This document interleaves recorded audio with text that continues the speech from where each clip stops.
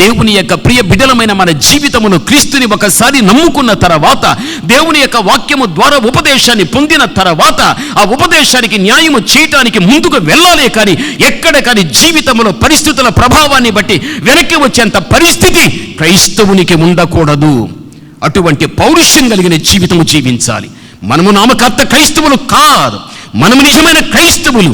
లోకములో ఉన్నటువంటి బంధువులైన, రక్త సంబంధులైన, స్నేహితులైన, మనతో కూడి ఉన్నటువంటి సమాజమైన ఏ రీతిగా వారి మాట ఉండని, ఏ రీతిగా వారి పనులు ఉండని, ఏ రీతిగా వారి క్రియలు ఉండని, నీవు దేవుని యొక్క స్వజనమనే మాట మరిచిపోకుండా ఆయన చిత్తమును బట్టి జీవించు.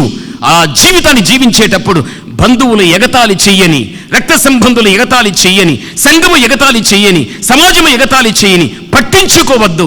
నేను దేవుని స్వజనం, నేను దేవుని సత్తు, నేను దేవుని బిడ్డను అని చెప్పినట్లుగా నేను జీవించగలుగుతా. హిజ్కియా దేవుని హత్తుకున్నాడు, వెంబడించాడు, మోషేకు దేవుడిచ్చినటువంటి ఆజ్ఞలను గైకుంటూ పాటిస్తూ రాగలిగాడు. నీ జీవితము అంతే.